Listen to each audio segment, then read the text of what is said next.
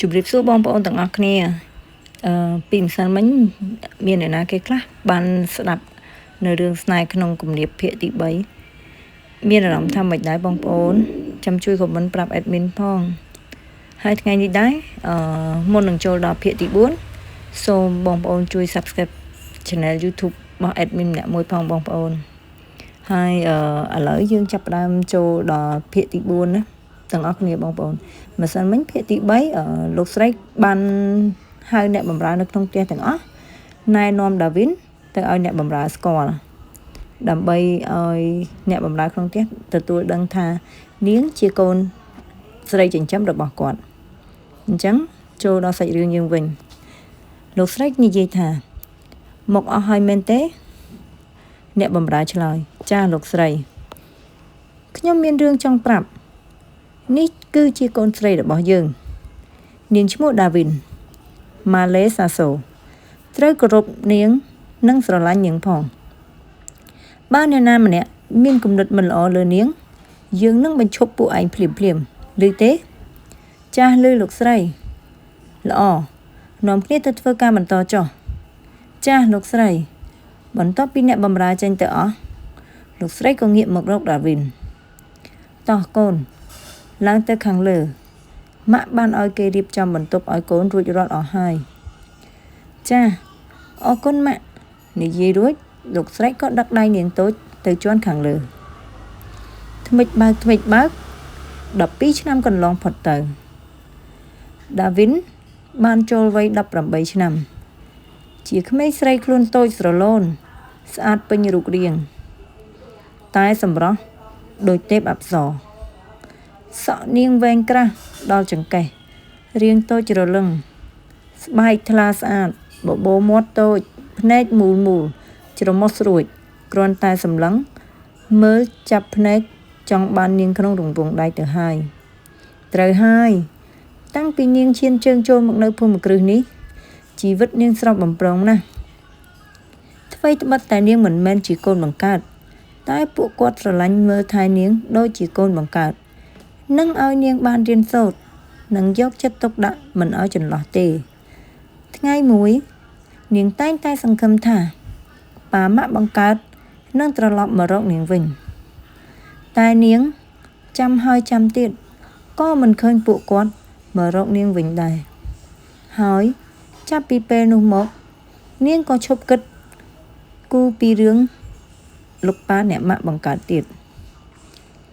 ព្រោះចាប់ពីពេលនេះទៅនាងមានប៉ាម៉ាក់ថ្មីដែលស្រឡាញ់មើលថែនាងដូចជាព្រះនាងអញ្ចឹងខុសអីតែបងប្រុសម្នាក់គាត់ហាក់មិនចូលចិត្តនាងតតែសោះថែមទាំងស្អប់នាងទៀត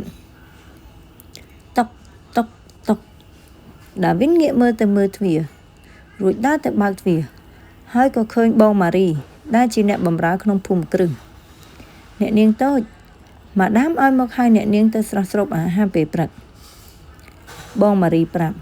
ចាបងខ្ញុំចុះទៅឥឡូវនេះហើយអរគុណណាស់នាងតូចញញឹមប្រាប់ហើយរៀបចំខ្លួនដើម្បីចុះទៅជាន់ខាងក្រោមនាងមានទម្លាប់មួយនាងតែងតែក្រោកពីព្រលឹមដើម្បីជួយការងារក្នុងភូមិគ្រឹះដូចជាស្រោចផ្កាស្រោចដំណាំនិងជួយធ្វើម្ហូបដោយមានអ៊ំចាំងជាមេចុងភៅដ៏ជំនាញចាំជួយដល់នាង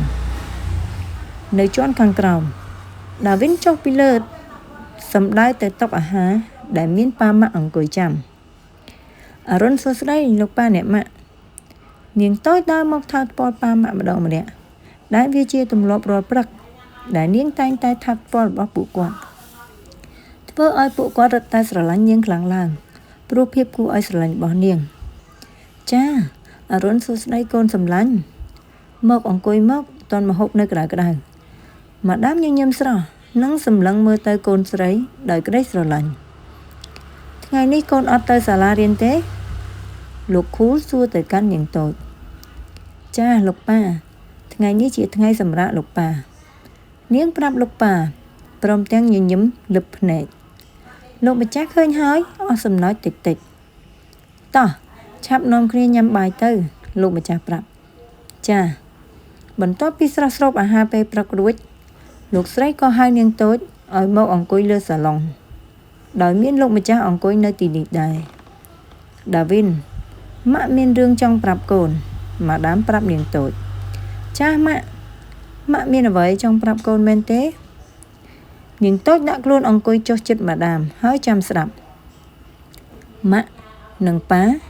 គិតថាទៅដើរលេងនៅក្រៅប្រទេសម៉ាក់អាចទៅរៀងយូរបន្តិចព្រោះទៅច្រើនកន្លែងម៉ាដាមនិយាយព្រមទាំងសម្លឹងមុខដ៏ស្រស់ស្អាតគប់ភ្នែកដៃលើកអង្អែលក្បាលនាងចាម៉ាក់ប៉ាសូមដើរលេងឲ្យសប្បាយចុះកុំបារម្ភកូនអីព្រោះកូនមានបងម៉ារីនិងអ៊ំមេផ្ទះមេកាអ៊ំថែសួនកូនមិនបាននៅម្នាក់ឯងទេនាងងាកទៅប្រាប់គាត់ព្រមទាំងញញឹមស្រស់នាងនិយាយព្រោះខ្លាចគាត់គិតថានាងមិនហ៊ាននៅម្នាក់ឯងចំណែកម៉ាដាមឮហើយក៏សើចតិចរួចក៏និយាយថាអ្នកណាឲ្យកូននៅម្នាក់ឯងប៉ានិងម៉ាក់គិតរួចហើយថានឹងឲ្យ Dustin បងប្រុសរបស់កូនគេមកនៅទីនេះអំឡុងម៉ាក់ប៉ាមិននៅតែថាបងប្រុសកូនគេអាចមករស់នៅទីនេះវិញមកគ្រប់គ្រងក្រុមហ៊ុនបន្តពីលោកប៉ារបស់កូនចំណែកនាងតូចគ្រាន់តែឮថាបងប្រុសត្រឡប់មកវិញក៏ភ័យត្រជាក់ចុងដៃចុងជើងព្រោះនាងដឹងច្បាស់ថាបងប្រុសមិនចូលចិត្តនាងទេបើគាត់មកនៅទីនេះតើនាងធ្វើយ៉ាងណាទៅខណៈគាត់មិនចូលចិត្តនាងផងនោះ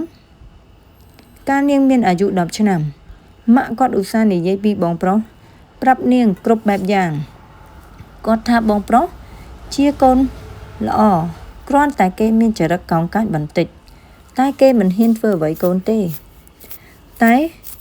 នាងគិតក្នុងចិត្តគាត់មិនត្រឹមតែកោងកាចទេថែមទាំងមុខកាចទៀតផងនាងមិនត្រឹមតែគិតតែមិនហ៊ាននិយាយចេញនាងចាំបានការជួបគាត់លើកដំបូងគ្រាន់តែចុះពីលើឡានភ្លាមនាងឃើញពីភាពសង្ហាឥតខ្ចោះរបស់គាត់តាំងពីក្បាលដល់ចុងជើង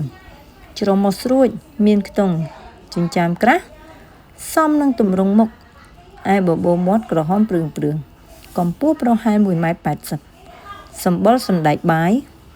មានមាឌធំក្រអាញ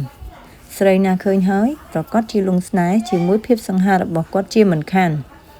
សូម្បីតែនាងដែលនៅជាក្មេងក៏លងសម្រស់របស់គាត់ដែរអញ្ចឹងស្អែកយើងនឹងបន្តភាគទី5ចាំមើលពីអ្នកបងប្អូនគេនេះតើមានរឿងអ្វីដែលអាចឲ្យយើងភ្លឹកភ្លាំងនឹងពីអ្នកបងប្អូនគេនេះបានទៀតទេអញ្ចឹងរងចាំជួប admin នៅថ្ងៃស្អែកទាំងអស់គ្នា admin នឹងនាំភាគដែលល្អយកមកអានជូនបងប្អូនណា